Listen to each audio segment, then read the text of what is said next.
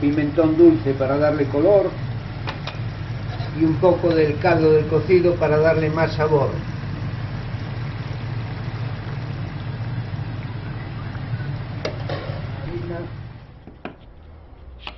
Y aquí en el medio pues echamos el caldo, el aceite. Bueno, pues ya tenemos todos los ingredientes picados.